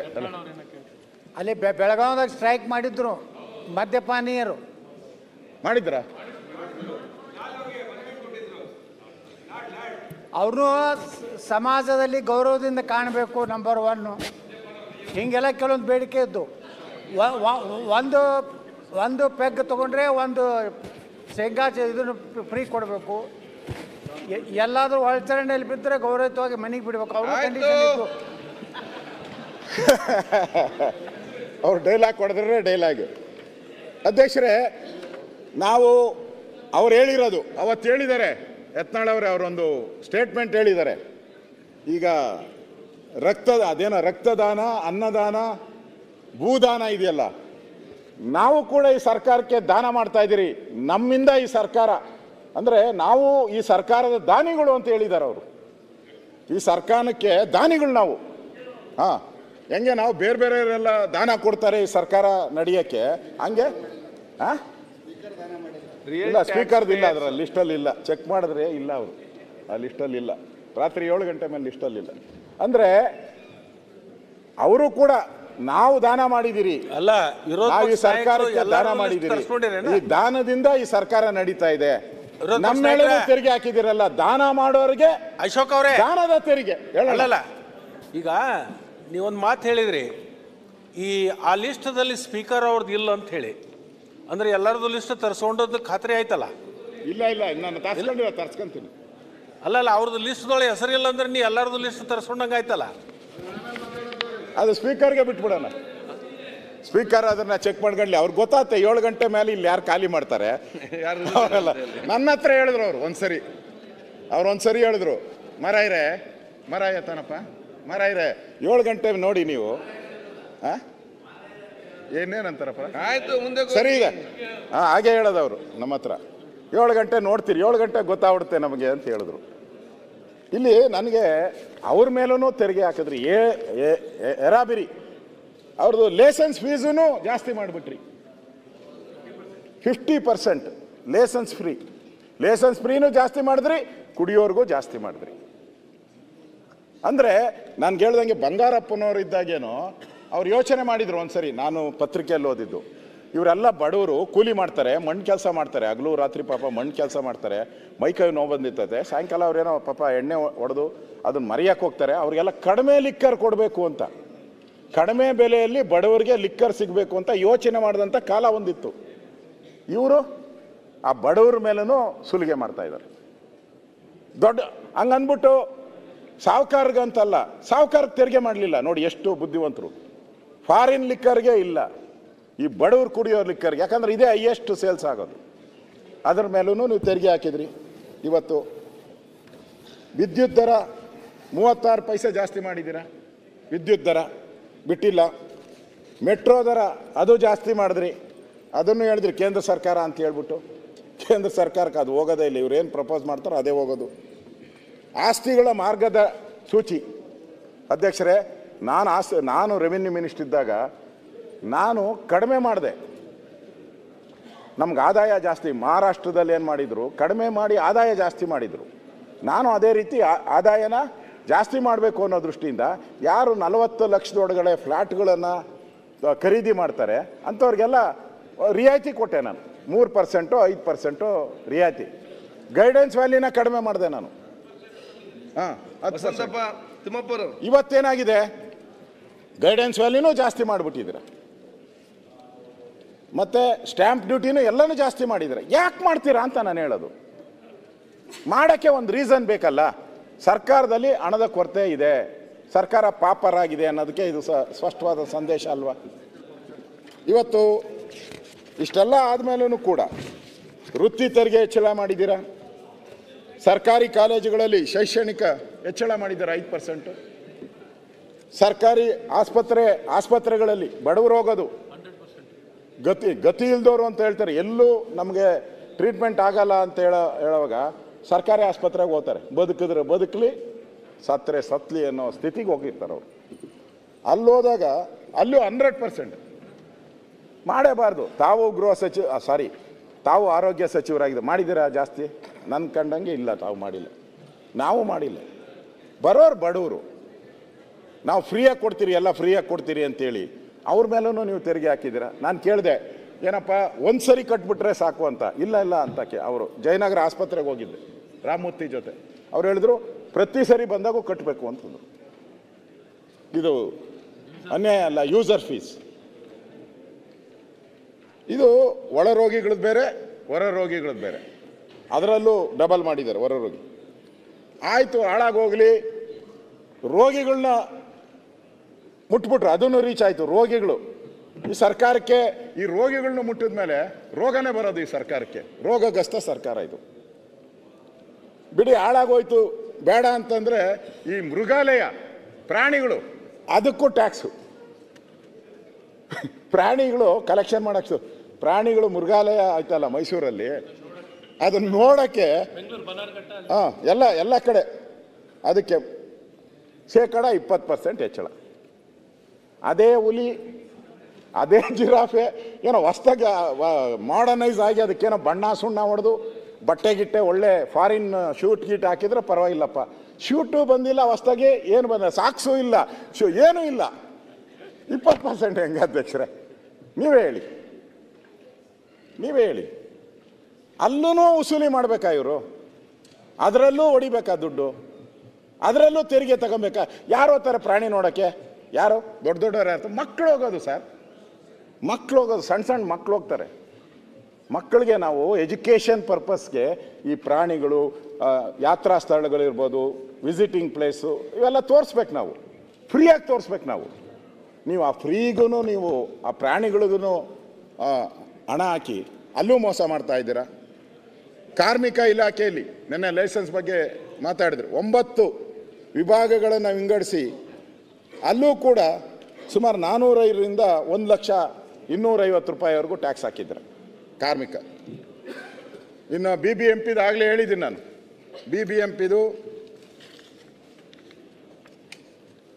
BBMPದು ಅದು CCಯಿಂದ OCಯಿಂದ ಎಲ್ಲ ಹಿಡಿದು ಎಲ್ಲರೂ ರೇರಾ ಅಂತ ಬಂತು. ಮೊದಲು ಅಧ್ಯಕ್ಷರೇ ರೇರಾಗೆ ಔಟ್ಸೈಡ್ ಟ್ಯಾಕ್ಸ್ ಇರಲಿಲ್ಲ. ಅಂದರೆ ರೇರಾ ಔಟ್ಸೈಡ್ ಅಂದರೆ ಗೊತ್ತಾಯ್ತಲ್ಲ, ಆ ಟ್ಯಾಕ್ಸ್ ಇರಲಿಲ್ಲ. ಈಗ ಫಸ್ಟ್ ಟೈಮು ಒಂದು ಫ್ಲ್ಯಾಟ್ಗೆ 15,000 ರೂಪಾಯಿ ಫಿಕ್ಸ್ ಮಾಡಿದ್ದಾರೆ. ರೇರಾ ಅವ್ರ ಸಂಬಂಧನೇ ಇಲ್ಲ. ರೇರಾಗೆ ಮಾನಿಟ್ರ್ ಅಷ್ಟೇ, ಲೈಸೆನ್ಸ್ ಕೊಡೋದು ನಗರಾಭಿವೃದ್ಧಿ ಇಲಾಖೆ. ಈಗ ಅವ್ರು ಎಂಟ್ರಿ ಆದರು, ಒಂದು ಫ್ಲ್ಯಾಟ್ಗೆ ಅವ್ರು 15,000 ರೂಪಾಯಿ ಫಿಕ್ಸ್ ಮಾಡಿದ್ರು. ಏನೋ ಡೆವಲಪರ್ ಏನೋ ಅವನ ಕೈಯಿಂದ ಕೊಡ್ತಾನ, ತಿರ್ಗಿ ಅದನ್ನು ಅವ್ರ ಮೇಲೆ ಹಾಕ್ತಾನೆ. ಇದೊಂಥರ ಟ್ಯಾಕ್ಸ್ ಟೆರರಿಸಮ್ ಅಂತಾರೆ. ಈ ಟೆರರಿಸಮ್ಗಳನ್ನ ನಾವು ನೋಡಿದ್ದೀರಿ.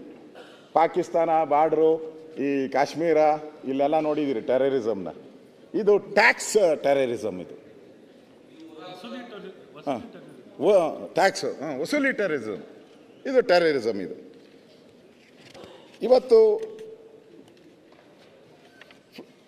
ಮೊದಲು ಪಾರ್ಕಿಂಗ್, ನೀವು ಮನೆಯಲ್ಲಿ ನಾವು ನಾವು ಸರ್ಕಾರ ಆಗಿ ನಾವೇನು ಮಾಡ್ತಾಯಿದ್ರಿ, ಎನ್ಕರೇಜ್ ಮಾಡ್ತಾಯಿದ್ರಿ. ಈಗ ರೋಡ್ಗಳಲ್ಲೆಲ್ಲ ಕಾರ್ ನಿಲ್ಲಿಸ್ತಾರೆ, ನಿಮಗೂ ಗೊತ್ತಿದೆ. ಮನೆ ಮುಂದೆ ಎಲ್ಲ ಕಾರ್ಗಳು ನಿಲ್ಲಿಸ್ಬಿಡ್ತಿರ್ತಾರೆ.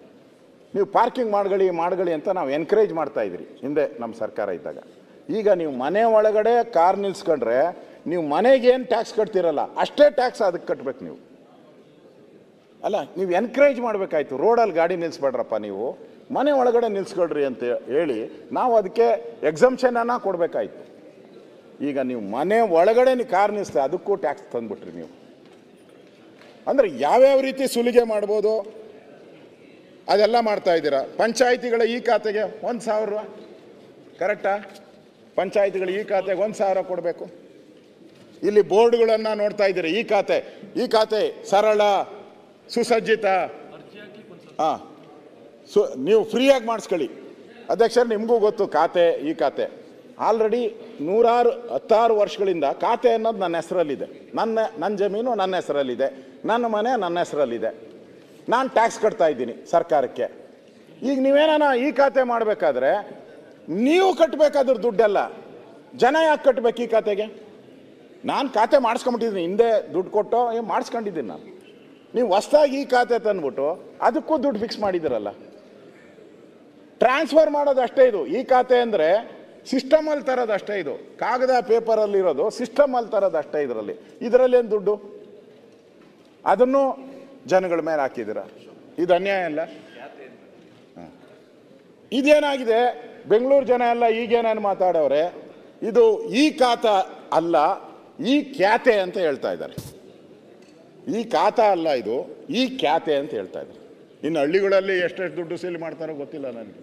ಹಳ್ಳಿಗಳಲ್ಲೆಲ್ಲ ಹಾಳಾಗೋಯ್ತು. ಬಿಡಪ್ಪ ಏನಾನ ಸತ್ತೋಡೋಣ ಅಂತೇಳಿ ಅವನು ಯಾರಾನ ಸತ್ತೋದ್ರೆ ಅವ್ರ ಮನೆಯವರ ಡೆತ್ ಸರ್ಟಿಫಿಕೇಟ್ ತಗೋಬೇಕಾದ್ರೆ ನಾವು ಮೊದಲು 5 ರೂಪಾಯಿ ಇತ್ತು, ಈಗ ಒಂದೇ ಸರಿ 50. ಅಂದರೆ ಎಷ್ಟು? 500%? 1000%. 5 ರೂಪಾಯಿ ಡೆತ್ ಸರ್ಟಿಫಿಕೇಟ್ ಅಧ್ಯಕ್ಷ. ಅವೆಲ್ಲ ಫ್ರೀಯಾಗಿ ಕೊಡಬೇಕು. ಅಥೆಂಟಿಕ್ ಏನು ಕೇಳ್ತಾರೆ ಡೆತ್ ಸರ್ಟಿಫಿಕೇಟು?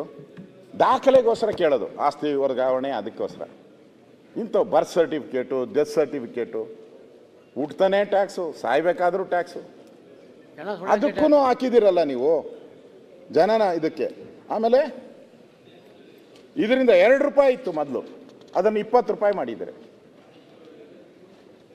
ಈ ಥರ ಈಗ ರೈತರು ಬ್ಯಾಂಕಿಂದ ಸಾಲ ತಗೊಂಡ್ರೆ ಅದಕ್ಕೂ ಸ್ಟ್ಯಾಂಪ್ ಪೇಪರ್ ಇತ್ತಲ್ಲ, ಮೊದಲು 10 ರೂಪಾಯಿ ಇತ್ತು, ಈಗ 100 ರೂಪಾಯಿ. ಲೋನ್ ತಗೊಳಕ್ಕೆ ಬ್ಯಾಂಕ್ಗೆ ಹೋದರೆ ಲೋನ್ ತಗೊಳಕ್ಕೆ ಅದಕ್ಕೂ ಟ್ಯಾಕ್ಸು. ಒಂದು ರೀತಿ ನಾನು ಹೇಳ್ದಲ್ಲ, ಇದು ಟ್ಯಾಕ್ಸ್ ಟೆರರಿಸಮ್ ಥರ ಈ ಸರ್ಕಾರ ಮಾಡಿದೆ. ನಾನು ಇದನ್ನೆಲ್ಲ ಲೆಕ್ಕ ಮಾಡಿದೆ ಅಧ್ಯಕ್ಷರೇ. ಇದನ್ನೆಲ್ಲ ಯಾರೂ ಲೆಕ್ಕ ಮಾಡಿರಲ್ಲ, ಈ ಸರ್ಕಾರದವ್ರು ಯಾರೂ ಲೆಕ್ಕ ಮಾಡಿರಲ್ಲ. ನಾವು ಏನು ಟ್ಯಾಕ್ಸ್ ಹಾಕಿದ್ರಿ, ಅದರಲ್ಲಿ ಏನು ಬರ್ತತೆ, 1000 ಕೋಟಿ 2000 ಕೋಟಿ ಅಂತ ಹಂಗಂತಾರೆ ಎಲ್ಲ. ನಾನು ಯೋಚನೆ ಮಾಡಿ ಇದನ್ನ ಒಂದು ಅಂದಾಜು ಮಾಡೋಣ ಟ್ಯಾಕ್ಸ್ ಅಂತ ಹೇಳ್ಬಿಟ್ಟು ಎಲ್ಲ ಮಾಡಿದೆ. ಸುಮ್ಮನೆ ಬೆಂಗಳೂರದು ಒಂದು ಎಕ್ಸಾಂಪಲ್ ಕೊಡ್ತೀನಿ ಅಧ್ಯಕ್ಷರು. ಕಸದ ತೆರಿಗೆ ಸುಮಾರು, ಸುರೇಶ್ ಕುಮಾರ್ ಕರೆಕ್ಟ್ ಇದ್ರೆ ಹೇಳ್ರಿ, 750 ಕೋಟಿ ಬರ್ತದೆ ಕಸದ ತೆರಿಗೆ ಒಂದೇ. ಹಾಲಿನ ತೆರಿಗೆಯಿಂದ 1300 ಕೋಟಿ ಬರ್ತದೆ. ಹಾಲಿನ ತೆರಿಗೆ 1300 ಕೋಟಿ ಬರ್ತದೆ. ಪೆಟ್ರೋಲ್ ಡೀಸೆಲಿಂದ 6500 ಕೋಟಿ ಬರ್ತೈತೆ ಸರ್ಕಾರಕ್ಕೆ. ಬಸ್ ಪ್ರಯಾಣ ದರ ಏರಿಕೆಯಿಂದ 1000 ಕೋಟಿ ಬರ್ತೈತೆ.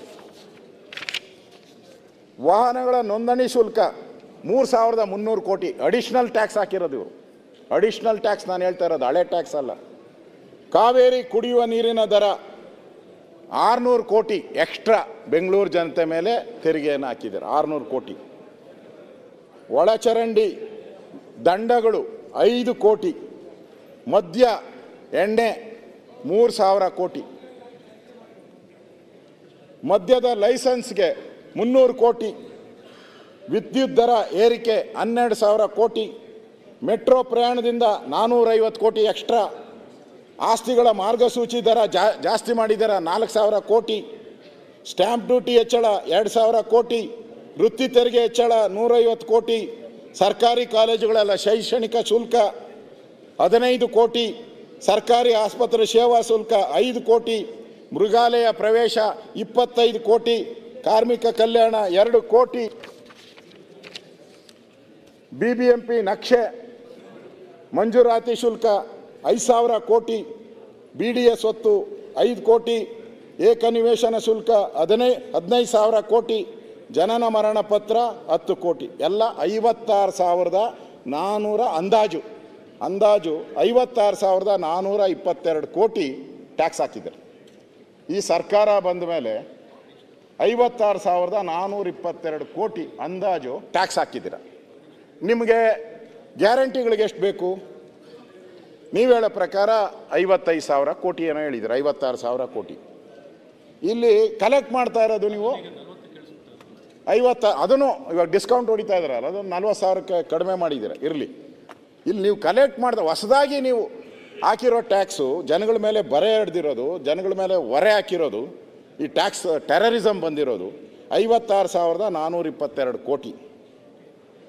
ಇಷ್ಟು ಹಣ ಜಾಸ್ತಿ ಬಂದರೂ ಕೂಡ ಸರ್ಕಾರ ಅಭಿವೃದ್ಧಿಗೆ ಯಾಕೆ ಹಣ ಕೊಡ್ತಾ ಇಲ್ಲ? ಈ 56,000 ಕೋಟಿ ಟ್ಯಾಕ್ಸ್ದು ಎಲ್ಲೋಯ್ತು? ಇದು ನಮ್ಮ ಪ್ರಶ್ನೆ. ಎಲ್ಲೋಗಿದೆ?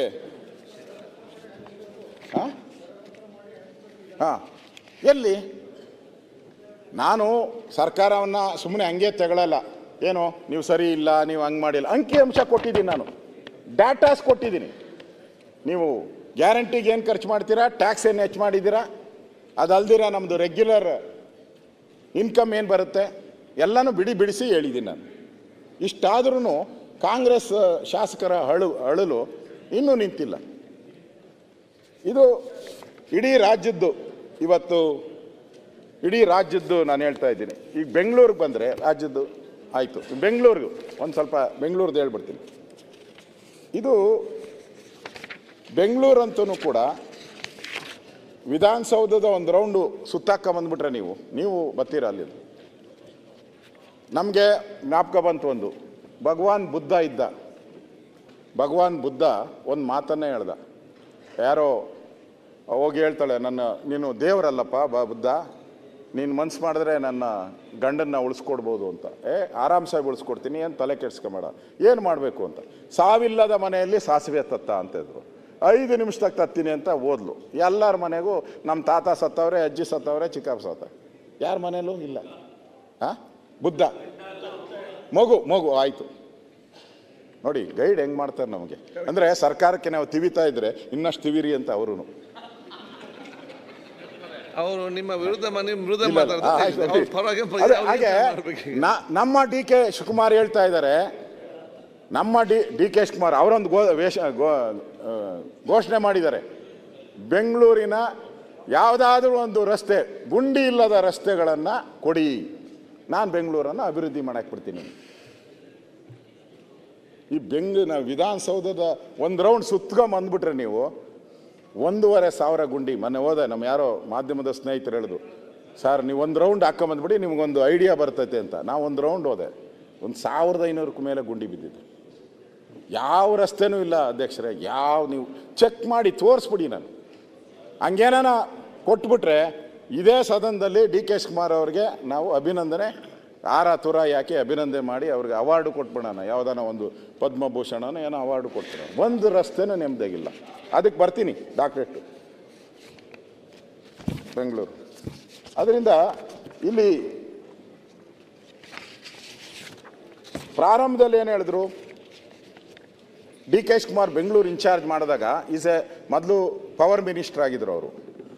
ಅವ್ರಿಗೆ ಎಲ್ಲರೂ ಆಗ ಪವರ್ ಮಿನಿಸ್ಟರ್ ಅಂತೇಳಿ ಅದು ಹಂಗೆ ಆಗಿ ಪವರ್ಫುಲ್ ಮಿನಿಸ್ಟ್ರು ಆಗಾಯಿತು. ಪವರ್ ಇದ್ದಿದ್ದು ಪವರ್ಫುಲ್ ಮಿನಿಸ್ಟ್ರ್ ಆಯಿತು.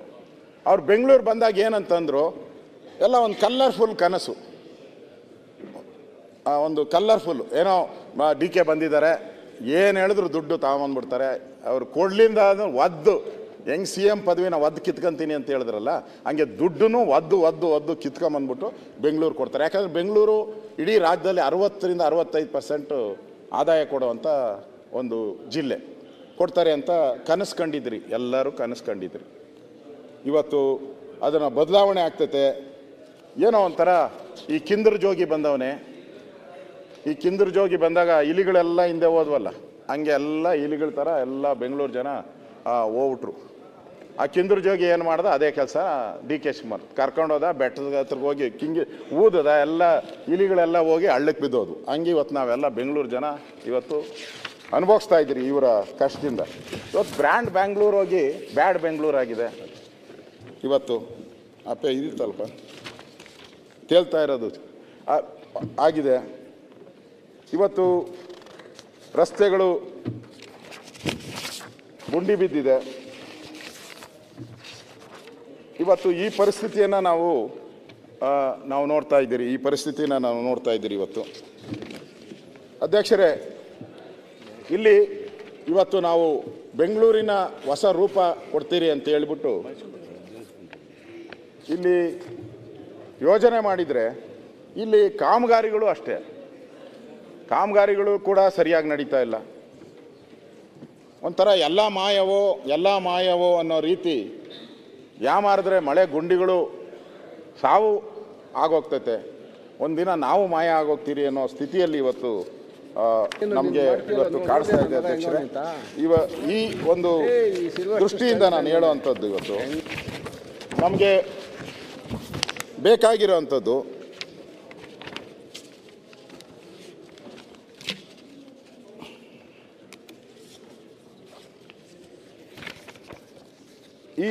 ಇದಕ್ಕೆ ಇವತ್ತು ನಮಗೆ ಪರಿಹಾರ ಬೇಕಿವತ್ತು.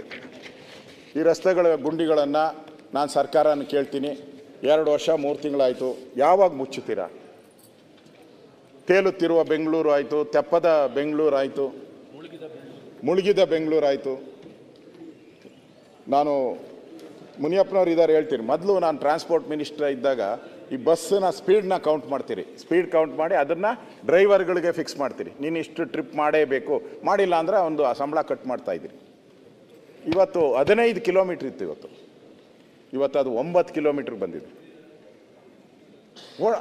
ಆತನೇ ಇಲ್ಲ, ಸ್ಪೀಡ್ ಮೇಂಟೈನ್ ಮಾಡೋಕ್ಕೆ ಆಗ್ತಾ ಇಲ್ಲ. ಎಲ್ಲ ಅಂದರೆ ಎಲ್ಲ ಕಡೆ ಹಳ್ಳ ಬಿದ್ದುಬಿಟ್ಟಿದೆ. ಅದನ್ನು ಇದುವರೆಗೂ ಇಲ್ಲ. ರಸ್ತೆ ಗುಂಡಿಗಳಿಂದ ಬಸ್ ಸಂಚಾರ ವಿಳಂಬ, ಆರ್ಟಿಕಲ್ಗಳ ಮೇಲೆ ಆರ್ಟಿಕಲ್ ಬರ್ತಾ ಇದೆ, ವಿಳಂಬ ಅಂತ ಹೇಳಿ. ಅದು ರಿಯಾಲಿಟಿ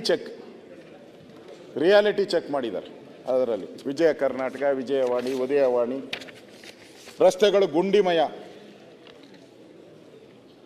ಆಮೇಲೆ ಸ್ಕೈ ವಾಕ್ ಅಲ್ಲ ಸ್ವಾಮಿ, ಕಸದ ತೊಟ್ಟಿ. ಸ್ಕೈ ವಾಕ್ಗಳೆಲ್ಲ ಔಟವೆ, ಎಲ್ಲ ಕಸದ ತೊಟ್ಟಿ ಔಟವೆ ಸ್ಕೈ ವಾಕ್ಗಳು.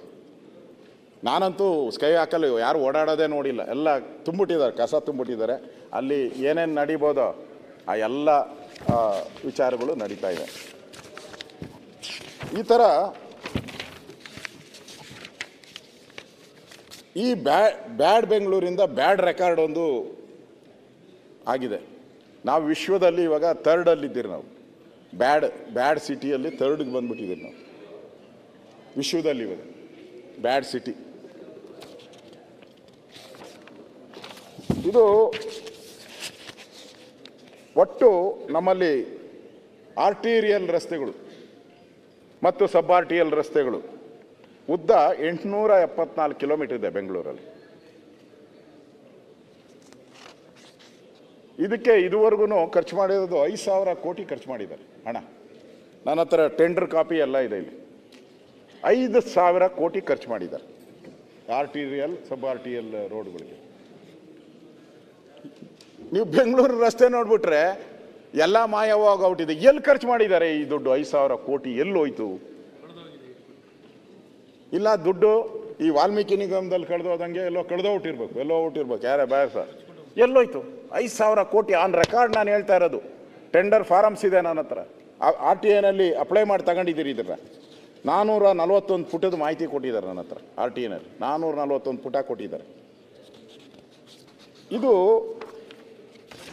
ಇವತ್ತು ಇಷ್ಟಾದ್ರೂ ಕೂಡ ರಸ್ತೆಗಳಿಗೆ ಇನ್ನೂ ಮನಸ್ಸು ಮಾಡಿಲ್ಲ ಸರ್ಕಾರ. ಏನೋ ಅಭಿವೃದ್ಧಿ ಆಗ್ತೈತೆ ಅಂತ ಕನಸು ನಮ್ಮದೇನಿತ್ತು, ಆಗಿಲ್ಲ. ಬ್ರ್ಯಾಂಡ್ ಬೆಂಗಳೂರು ಅಂತ ಒಂದು ವರ್ಷ ಹೇಳಿದ್ರು DK ಶಿವಕುಮಾರ್, ಯಾಕೋ ಕೈ ಕೊಡ್ತು. ಆಮೇಲೆ ಬೆಂಗಳೂರನ್ನ ಈ ಭಗವಂತ ಬಂದರು ಬೆಂಗಳೂರು ಕಾಪಾಡು ಮಾಡಲ್ಲ ಅಂತ ಅಲ್ಲಿಗೆ ಹೇಳ್ಬಿಟ್ಟು ಅಲ್ಲಿಗೆ ಒಂದು ಫುಲ್ ಸ್ಟಾಪ್ ಕೊಟ್ಬಿಟ್ರು. ನೆಕ್ಸ್ಟು ಡೈವರ್ಟ್ ಮಾಡಬೇಕಲ್ಲ ಬೆಂಗಳೂರನ್ನ, ಅದಕ್ಕೇನು ಮಾಡಿದ್ರು? ಟನಲ್ ರೋಡ್ ಅಂತ ಶುರು ಮಾಡಿದ್ರು.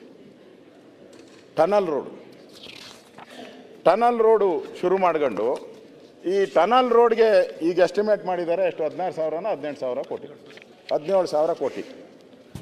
ಇದು ಒಂಥರ ಎತ್ತಿನ ಹೊಳೆ ಯೋಜನೆ ಪ್ರಾಜೆಕ್ಟು. ಅಧ್ಯಕ್ಷರೇ, ಯಾಕೆ ನಗಿತೀರ?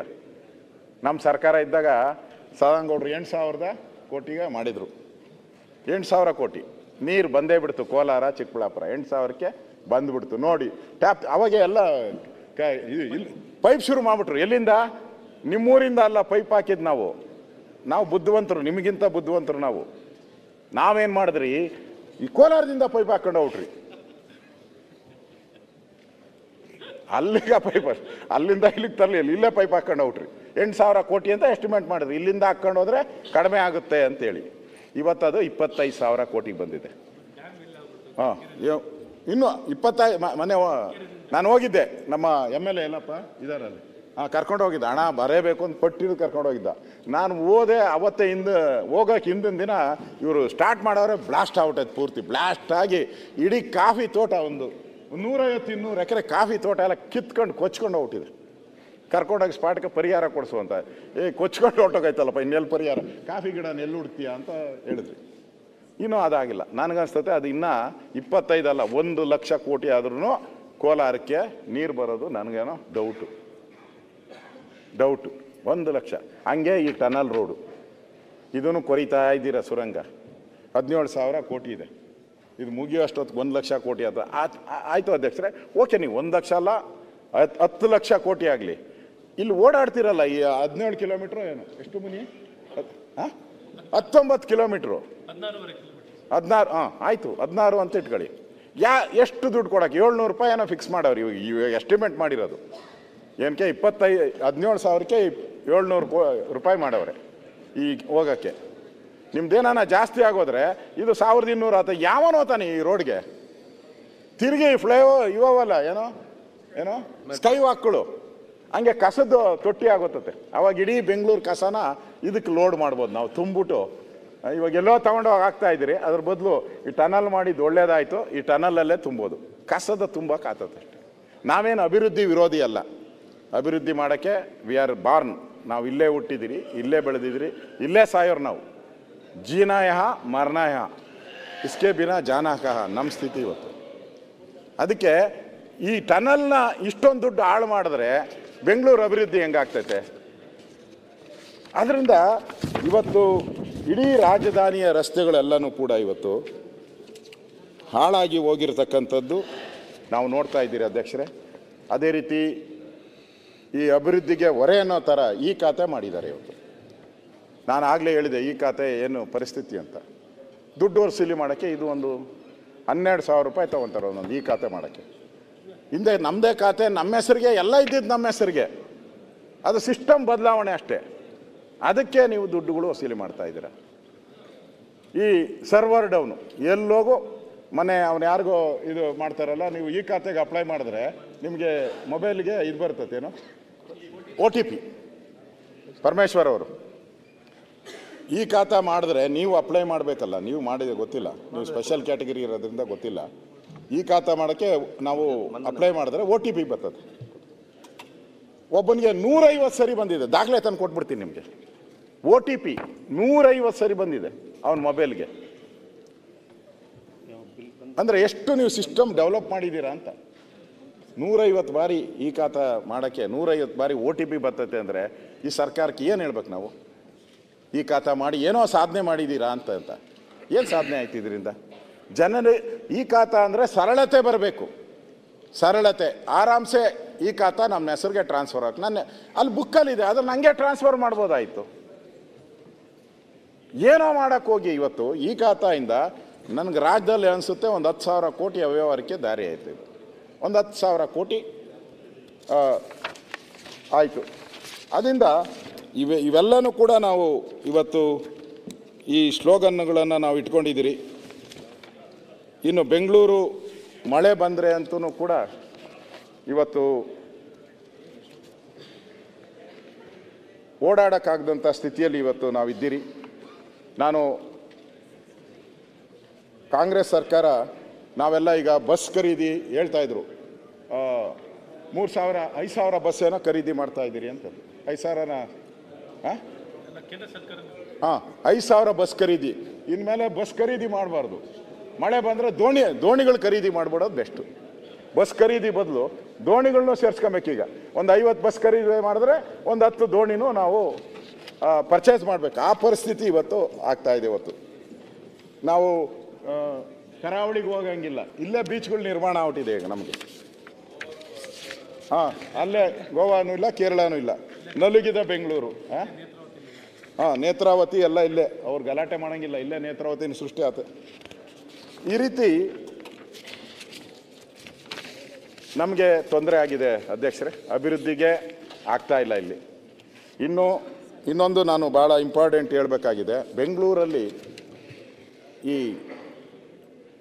ಮರಗಳು ಮಳೆ ಬಂದಾಗ ಮರ ಬಿದ್ದು ಪ್ರತಿ ಮಳೆಯಲ್ಲೂ ಸುಮಾರು 4ರಿಂದ 5 ಜನ ಸಾಯ್ತಾ ಇದ್ದಾರೆ. ಬೆಂಗಳೂರು ಅಂತ ಸಿಟಿಯಲ್ಲಿ 4ರಿಂದ 5 ಜನ ಸಾಯ್ತಾರೆ. ದೊಡ್ಡ ಇದು ಅವಮಾನ ನಮಗೆ. ನಾನು ಕೇಳಿದೆ ಅಧಿಕಾರಿಗಳನ್ನ, ಏನಪ್ಪ ನಿಮ್ಮ ಸ್ಥಿತಿ ಅಂತ. ಅದಕ್ಕೆ ಅವ್ರು ಏನು ಹೇಳಿದ್ರು ಅಂದರೆ, ಒಂದು ಕಾನ್ಸ್ಟಿಟ್ಯೂನ್ಸಿಗೆ 5 ಜನ ಇಟ್ಟಿದ್ದೀನಿ ಅಂತ. ಮರಗಳು ಎಷ್ಟಿದೆ? 3ರಿಂದ 4 ಲಕ್ಷ ಮರಗಳಿದೆ ಒಂದೊಂದು ಕಾನ್ಸ್ಟಿಟ್ಯೂನ್ಸಿಯಲ್ಲಿ. More than that. ಆ 4 ಲಕ್ಷ ಜನ ಇದನ್ನು ಮರನ ಟ್ರಿಮ್ ಮಾಡೋಕ್ಕೆ 5 ಜನ. ಇವತ್ತು ಮರಗಳು ಬಿದ್ದು ಕಾರಲ್ಲಿ ಕೂತಿದ್ದರು ಫ್ಯಾಮಿಲಿನೇ ಸತ್ತೋಗಿದ್ದಾರೆ. ಆಟೋಗಳ ಮೇಲೆ ಬಿದ್ದು ಪಾಪ ಬಡವ್ರ ಆಟೋನೂ ಹೋಯ್ತು, ಅವನ ಡ್ರೈವರು ಸತ್ತೋದ. ಅಂದರೆ ದುಡ್ಡಿಲ್ಲ ಇವ್ರ ಹತ್ರ, ಹಣ ಇಲ್ಲ, ಡೆವಲಪ್ ಮಾಡೋಕ್ಕೆ ಹಣ ಇಲ್ಲ. ಈಗ ಆ ಟ್ರಿಮ್ ಮಾಡಿದರೆ ಯಾರು ಸಾಯ್ತಾನೆ ಇರಲಿಲ್ಲ. ಟ್ರಿಮ್ ಮಾಡೋಕ್ಕೂ ಇವ್ರ ಹತ್ರ ದುಡ್ಡಿಲ್ಲದಂಥ ಪರಿಸ್ಥಿತಿಯಲ್ಲಿ ನಾವು ಇವತ್ತು ನಾವು ನೋಡ್ತಾ ಇದ್ದೀರಿ.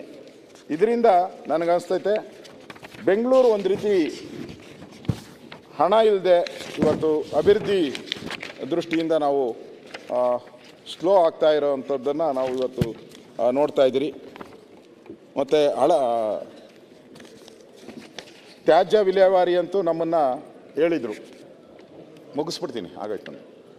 ತ್ಯಾಜ್ಯ ವಿಲೇವಾರಿಗೆ ಬಂದಾಗ ಕಸ ನಮ್ಮನ್ನು ಬೈದರು ಅಂದರೆ ಈ ಅಮೇರಿಕಾ ಪತ್ರಿಕೆಯಲ್ಲೂ ಕೂಡ ಏನೋ ಗಾರ್ಬೇಜ್ ಬೆಂಗಳೂರು ಅಂತ ಆಯಿತು.